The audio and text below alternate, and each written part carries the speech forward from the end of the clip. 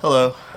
So this week we will be continuing our discussion about contemporary anthropology by looking at some of the different subdisciplines that are studied today by cultural anthropologists. For today we're going to be talking about medical anthropology. Medical anthropology is a large subdiscipline in anthropology, and considering some of our discussions from last week about anthropology making a difference or having some sort of an impact on disciplines outside of anthropology, medical anthropology is one of those places where this does happen sometimes. I am a medical anthropologist, and a lot of the things that we're talking about today are ways that I approach my own research. I like the Society for Medical Anthropology's definition for medical anthropology. They define medical anthropology as a subfield of anthropology that draws upon social, cultural, biological, and linguistic anthropology to better understand those factors which influence health and well-being, broadly defined. The experience and distribution of illness, the prevention and treatment of sickness, healing processes, the social relations of therapy management, and the cultural importance and utilization of pluralistic medical systems. That's a big definition. They go on to say the discipline of medical anthropology draws upon many different theoretical approaches. It's as attentive to popular health culture as bioscientific epidemiology, and the social construction of knowledge and politics of science as scientific discovery and hypothesis testing. Medical anthropologists examine how the health of individuals, larger social formations, and the environment are affected by the interrelationships between humans and other species, cultural norms and social institutions, micro and macro politics, and forces of globalization as each of these affects local worlds. So, medical anthropology can study a lot of things. Generally speaking, medical anthropologists study things like illness, healing, health, and treatment, among other things. However, because we're anthropologists, we study the culture of these things. We've been talking about social constructedness all semester. We don't just study medicine. We study the culture of medicine. We study the social, the social connections and contexts surrounding medicine. As I'll be referring to medical anthropology, I will be talking particularly about a discipline that developed in the second half of the 20th century. Prior to that, there was something that was sometimes called medical anthropology, but that was really something else. Those early medical anthropologists were basically tasked with doing ethnographic work at the behest of allopathic medicine, or as we often say, biomedicine. So we'll pick up during this same moment that we've been talking about in the past week, the 70s and 80s, as a split started opening up within the discipline of medical anthropology, which resembled the splits that were happening elsewhere in the discipline. This is a good place, I think, to go ahead and talk about our reading, which explains the situation pretty well itself. I assigned you an essay by an anthropologist named Nancy Shepard Hughes. She's an influential medical anthropologist, still working at the University of California, Berkeley, who's also been controversial at times for a number of reasons. What she does in this article is kind of an interesting way to introduce an article. She tells a joke, which speaks to the situation at the time of her writing. This was published in 1990, but was written in the 80s. And in the joke, a physician and three medical anthropologists are standing by a river. The medical anthropologists are Hans Baer, Michael Taussig, and Arthur Kleinman. Suddenly, drowning people start floating down the river towards them. The physician jumps into the river and starts trying to save their lives. Hans Baer goes upstream to investigate the contradictions that are inherent in the capitalist mode of production, which signals Marxism. We talked about that already. Taussig begins wandering around looking for a cryptic message in a bottle, and Kleinman goes to where the physician is treating the people and tries to facilitate better doctor-patient relationships. This spoke to an interesting tension that is relevant not just to medical anthropology, but to anthropology more broadly. There's this person in this joke, this physician, the applied scientist, who has a job that makes sense to people, saving lives. in an applied way. Then there's us, the researchers, who have different approaches to the problems of the world. And in this case, the problem is a stream of people who are drowning and floating down this river. In this moment, you see the Marxists who are translating everything that they see through Marxism. And you see these other people who seem to have their head in the clouds with whatever intellectual games they're playing with what is happening in front of them. Then there's the applied folk, exemplified by Kleinman here, who believe that the role of researchers is to ultimately to facilitate what the professionals are doing. Shepherd Hughes is very frustrated with this situation. She thinks that there is something else that we, the anthropologists, the medical anthropologists in this case, are supposed to be doing. Something other than A, facilitating applied processes, and B, head in the clouds theorization of things. And this was a moment when a serious split emerged between clinical medical anthropologists and critical medical anthropologists. And the clinical anthropologists, who Shepherd Hughes associates with Kleinman in this case, are those who see the medical anthropologist's job to be facilitating biomedicine in things like the doctor-patient relationship, these kind of cultural misunderstandings that happen sometimes between physicians and their patients. They're the critical medical anthropologists who adhere to the philosophy that she is presenting here, or who are associated with it in some way. This philosophy is, I'm sure you saw while you're reading this, pretty well in accordance with this moment in anthropology and the things we've been talking about that happened in the 80s. She acknowledges colonialism, and she advocates a role for medical anthropologists where it's our job to act as a voice to a group of people, the sick, broadly construed. And she sees the clinical medical anthropologists as something kind of like these old colonial anthropologists that we talked about, who act as brokers between colonial governments and colonized peoples. Here, she argues that what the clinical medical anthropologists are basically trying to do is find strategies to get patients to do what the doctors are telling them to do. You could also say that what they're doing is they're facilitating the power relationship, the power relation between the doctor and the patient, ultimately trying to do whatever is necessary to get that patient's body under the doctor's control. In this sense, biomedicine is framed as something domineering and violent, much like colonialism itself, perhaps even as an expression of colonialism. And you see a few other things that are going on here. She's frustrated with the fact that medical anthropologists working within a clinical setting have to perform submissiveness and tact to themselves to keep from upsetting the physicians and making those physicians' sense of authority feel threatened. They need to be careful. They have to tread carefully around the feelings of these insecure physicians who are likely to get frustrated and kick you out if you make them feel like they're not in control of the situation. And she doesn't like it that critical medical anthropologists are being framed as unreasonable for holding the belief that physicians sometimes treat their patients badly, or as she said, acting as their jailers.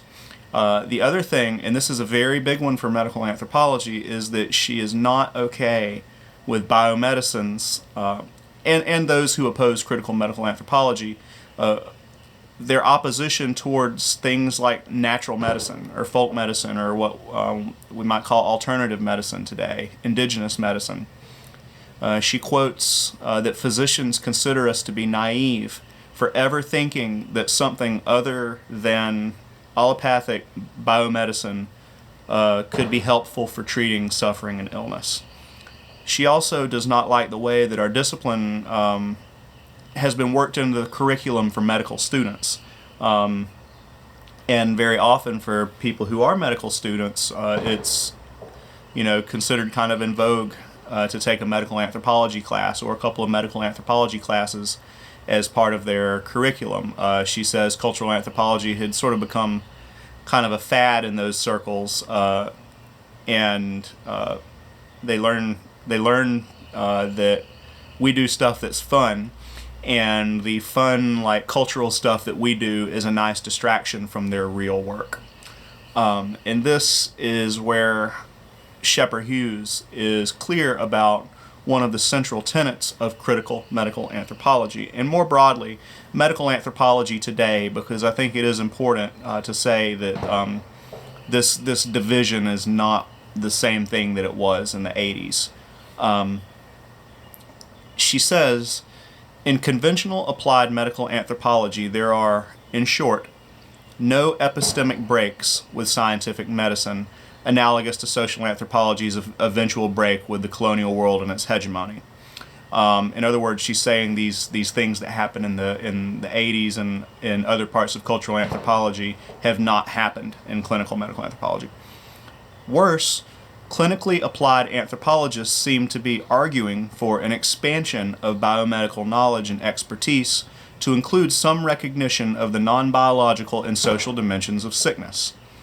Indeed, this goal may be said to define clinical applied medical anthropology, even when it may have disastrous consequences, such as the medicalization of every complaint and disorder, including those best managed in other spheres, and by other kinds of professionals, or perhaps even non-professionals. That it might seem kind of confusing how she worded that, but what she's talking about is medicalization, something that she's concerned about. One of the reasons she opposes what the clinical medical anthropologists are doing, or were doing, is because she saw them as agents in the process of medicalization. Medicalization is a word that I should define. Medicalization is a word that describes a process that's been going on in some ways for a couple hundred years, but it really took off in the 20th century. Medicalization is the process of categorizing things that had not always been seen as medical things, including a lot of things that were primarily seen as social things, categorizing those things now as being medical in nature. We will come back to this. Suffice to say that Shepard Hughes is sort of saying that the clinical medical anthropologists are helping give doctors and the medical field authority over things that should not be any of their business. In her words, everything from marital discord to poor school performance, from worker burnout to existential doubt in the nuclear age, can be appropriated and treated by medicine in new and improved therapies. Then she says, sort of makes her claim for what critical medical anthropology should be. It needs, first of all, and this is a big statement, it needs first of all to disengage itself, disidentify with the interests of conventional biomedicine. That's a big and controversial argument to make, that as critical medical anthropologists, it is our job to disassociate ourselves from the interests of biomedicine.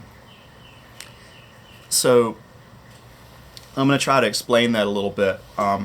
There's a work by Foucault called The Birth of the Clinic. And Foucault, I'm going to paraphrase him a little bit here, put this in my words.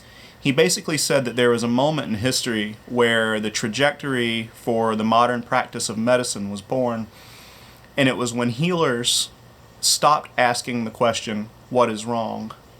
And they started asking the question, where does it hurt? And take a minute to think about what that means when the healer is no longer asking you, what is wrong? But they're asking you, where does it hurt? What is the object in your body that I can repair to fix your problem? And what was happening for many years in this mode is that non-medical things were kind of not taken very seriously. And what Shepard Hughes is saying is that now the biomedical institution, instead of excluding those things and not taking them seriously, they're trying to apply the where does it hurt approach to what is wrong kinds of questions. What does that mean? Basically, she's saying that there are things that had been excluded by biomedicine, and that now what's happening is biomedicine is trying to include these things, but they're trying to categorize these things under the terminology of biomedicine, which may not be appropriate. And sometimes this works to obfuscate serious structural and social problems. For example, maybe people in a population are experiencing a lot of suffering, and the reason that they're experiencing suffering is because of racism, because structural racism is creating problems that are making these people suffer. And she's saying that the medical institution is trying to find a way to recategorize these forms of suffering that are due to social problems, trying to recategorize those things as being like biochemical or disease things in nature.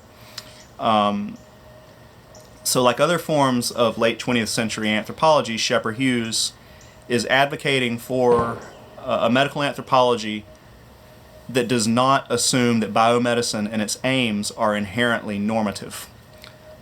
She's not assuming that when biomedicine is trying to do something that it's categorically correct. She's not assuming that in this example that I just used, that when the institution of biomedicine is trying to treat the bodies of people who are suffering under racism, that the way that biomedicine is trying to do that is inherently correct, that its aims and ways of understanding how these people are suffering are inherently correct. Because in our society we kind of do. We tend to see biomedicine as authoritative, and we think of the work done in the name of medical research and the medical approach to things as being kind of unimpeachable. And Shepard Hughes feels like there's a role for medical anthropologists, and that this role does not make that assumption. She's also arguing that medicine can't solve all of our problems. So she goes on to argue that one of the jobs of critical medical anthropologists is to champion the realm of healings that tend to be called alternative medicine today. She wants to see a greater radical openness in our society, and she notes that while anthropologists have used cultural relativism to look at outside ways of being, that those anthropologists still tend to subscribe to what she refers to as Western epistemological orthodoxy. And then she explains that as being mind-body, visible-invisible, real-unreal dichotomies, these same binary structures, nature-culture, things like that we've been talking about all semester. And Shepard Hughes wants to see people transcend this binary. And I could say a lot more about this essay, but I think we need to move on to the other one in the interest of time. And this is a much more recent work. This is a chapter from a book that was published in 2015. Medical anthropology has changed a lot in this time, in the years since that other essay was published. And in some ways, the debates that exist now are different from what they were in the 80s. For whatever it's worth, Arthur Kleinman, who is in many ways the object